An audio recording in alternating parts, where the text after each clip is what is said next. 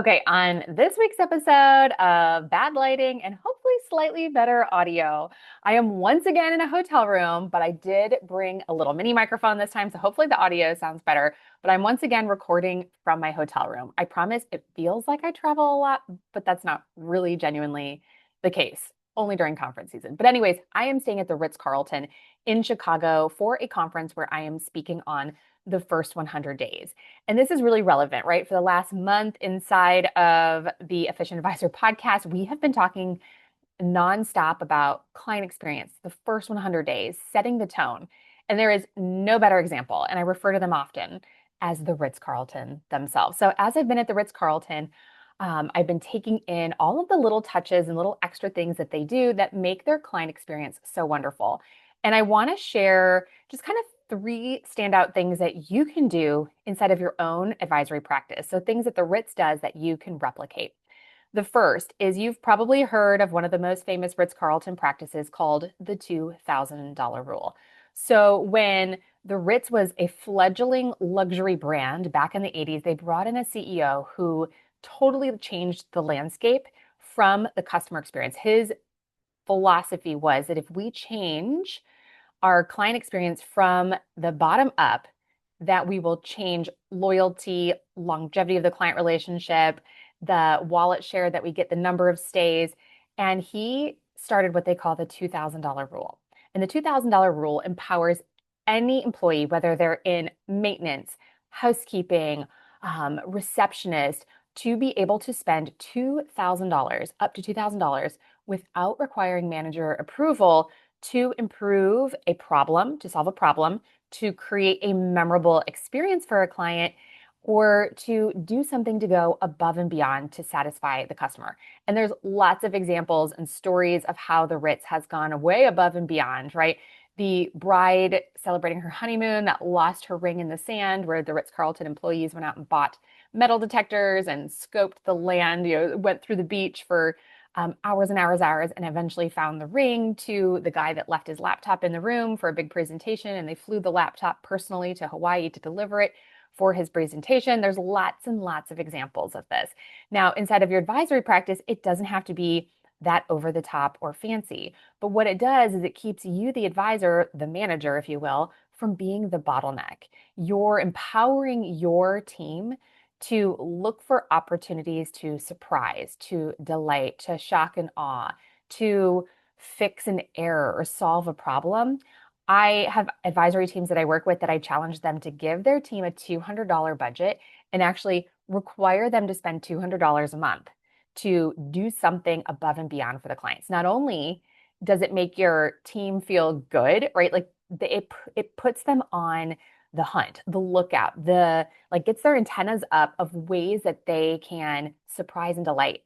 They're paying attention because they know they have to spend this money every single month. So a little different, but the idea is being able to empower your team to not always have to ask you about how to solve, how to fix, having processes in place like the humble pie, and allowing them to do it and use your credit card without having to bug you or ask permission. So they trust their employees and empower their employees to deliver exceptional experience. The second thing is they collect and share guest preferences.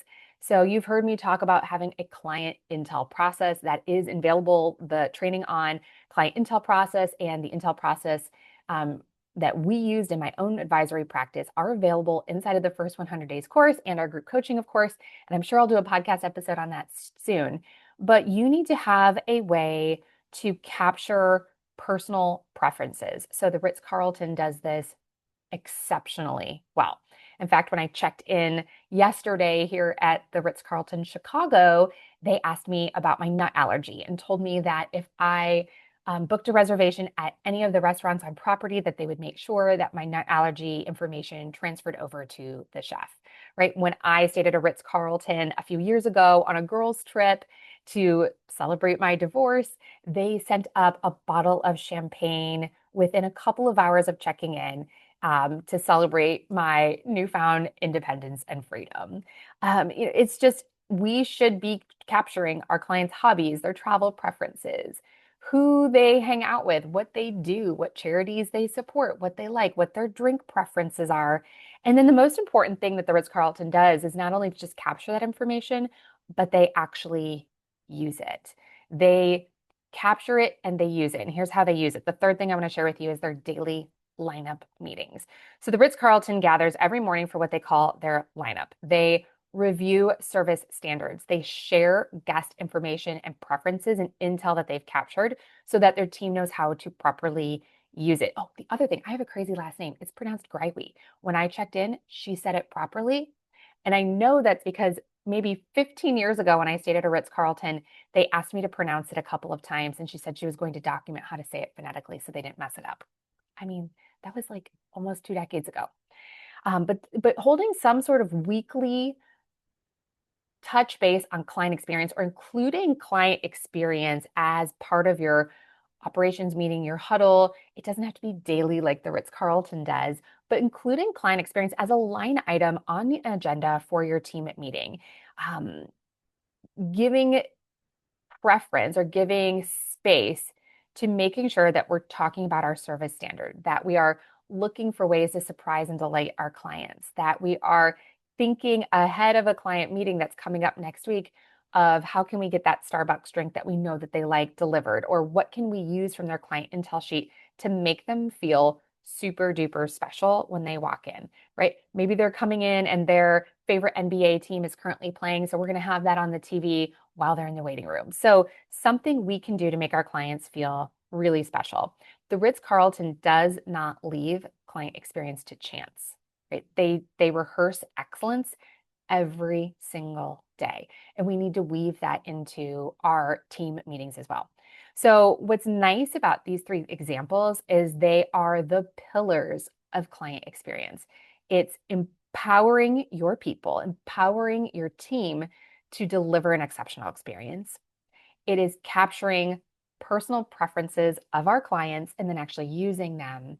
And that consistency is created through process. So that is the Ritz-Carlton's exceptional client experience game plan in a nutshell.